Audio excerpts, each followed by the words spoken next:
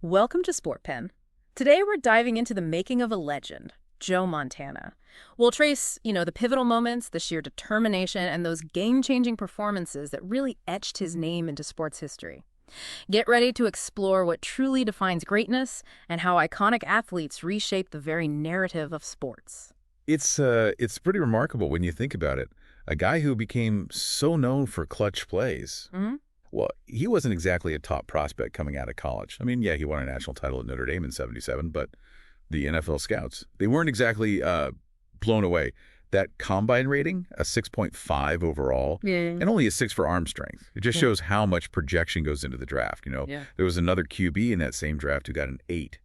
So quite a gap in how they were seen back then. Okay, right. So national champ, but still doubts. Then the Niners grab him, third round or 82nd pick in '79. Looking back, that's going to be one of the biggest draft steals ever. Oh, absolutely. Highway robbery, like you said. So what was it? What didn't the scouts see, or what didn't translate in those workouts? Well, that's the thing. Even back then, people talked about him being a gamer, Yeah. Maybe not the flashiest guy in practice Monday to Friday. Yeah.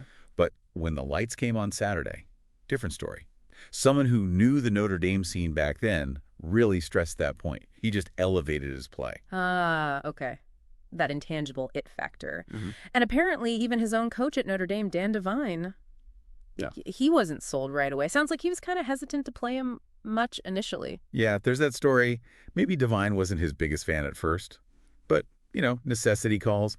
When the team needed a spark, needed to come back, Devine started putting him in.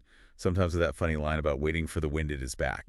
Right. Almost sounds made up. But that's how the whole comeback kid thing started, isn't it? Exactly. And these weren't small comebacks either. Yeah. Think about being down, 24-14 against Purdue, 11 minutes left. Yeah. And he throws for 150 yards and a touchdown to win it. That's big time. Yeah. More games against Pitt, USC. John Robinson, the USC coach then, apparently joked he had nightmares about Montana. Wondered if the guy was ever going to miss a pass late in the game. Wow. That tells you something. Constant pressure, constant execution. Mm-hmm. And then there's the one everyone talks about, the '79 Cotton Bowl, the chicken soup game. Oh, yeah. Playing practically hypothermic, temperature down to 96. They're pumping him full of bouillon in the locker room, down 34-12. It's insane. How do you even play like that, let alone lead a comeback? Seriously. It just speaks volumes about his resilience, his mental toughness. The game wasn't just a win. It was like a declaration. No matter what, find a way. And having that background, overcoming that kind of stuff early on, it definitely set the stage for the NFL. For Walsh, the 49ers, that whole West Coast offense dynasty. Right, let's get into that. The West Coast offense, it seems like it was designed for him almost. Short passes, timing, accuracy. Exactly. It wasn't about launching at 60 yards downfield. It was surgical. That description of him throwing feathers at darts, pretty accurate, I think. Yeah, it captures it perfectly. He took that idea of a game manager and just elevated it, made it dominant. What about that offense really clicked for him? Well, his quick reads were crucial. Seeing the defense, knowing where the ball had to go, like now, and the accuracy, getting it into tight spots on time. The whole system depended on that quick rhythm. But it wasn't just the physical side. His teammates always talked about how incredibly calm he was. The Joe Cool thing. Yeah. One guy said, I don't think the guy ever feels pressure. The people around him feel it more than he does. Wow. Another one said, he doesn't change. It's just the aura that changes. That kind of calm, it rubs off on everyone, especially in those huge moments. So it wasn't just an act, it was real. And it sounds like it translated into leadership, too. Like he practiced super intensely. Right. Apparently it was contagious. Pushed the receivers to match his focus. Okay. And he fostered this trust. Like, mistakes happen, nobody's perfect, but we trust each other to pick up the slack. That's huge for a team, especially in offense. Yeah, absolutely vital. You need that belief in your leader and from your leader. And, the results speak for themselves, right? 4 Super Bowls. 0 losses. 0 losses. Just unbelievable. An absolutely perfect Super Bowl record. And the first guy to win Super Bowl MVP 3 times. Yeah. Just dominated the biggest game. Okay, let's hit some of those Super Bowls. X6, the first one. His stats weren't mind-blowing. 14 of 22, 157 yards. But he still gets MVP. Right. It shows it wasn't always about the numbers. It was his command, his control of the game. And Walsh keeping everyone calm. That played a part too. It's about the win. Makes sense. Then, Super Bowl XC3, the drive against Cincy. 92 yards, final minute. The stuff of legends. That's the drive everyone remembers. Defines clutch. Totally. And then exit 4V against Denver. Just total domination, wasn't it? A blowout 55-10. He threw, 5 touchdowns? That was a record then. Got his 3rd MVP. His pass rating for that whole postseason was like 146. Just absurdly efficient. And don't forget, 89. The regular season before that Super Bowl.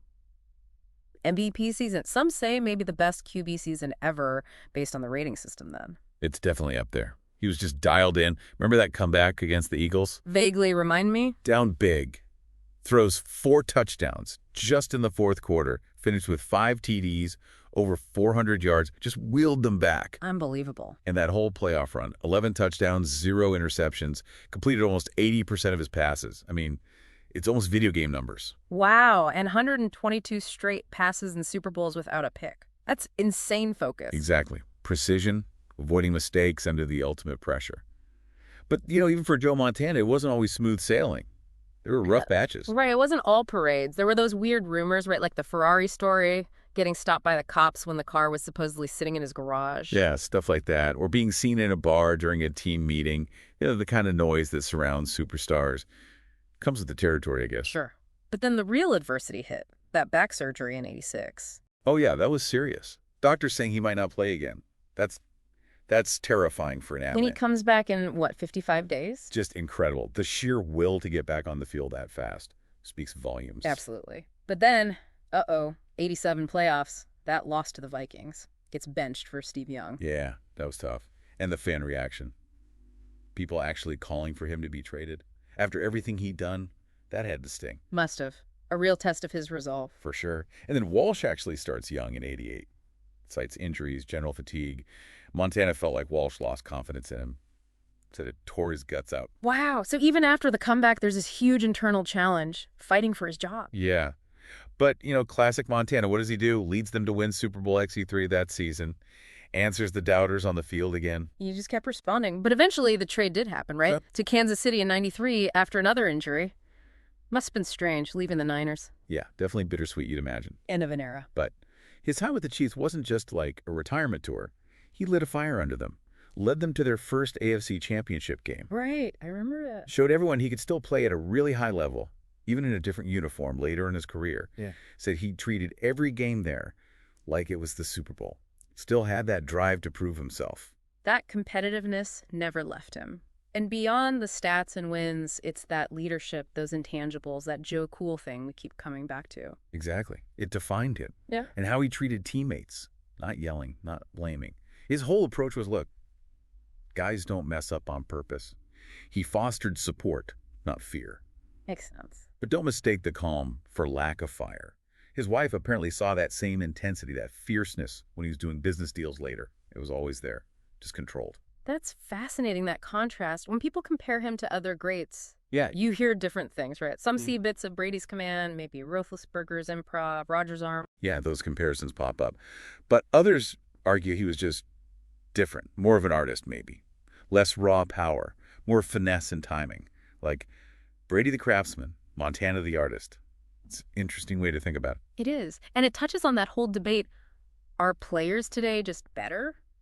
Well, yeah, the game evolves. But it's easy to forget Montana was a great athlete himself.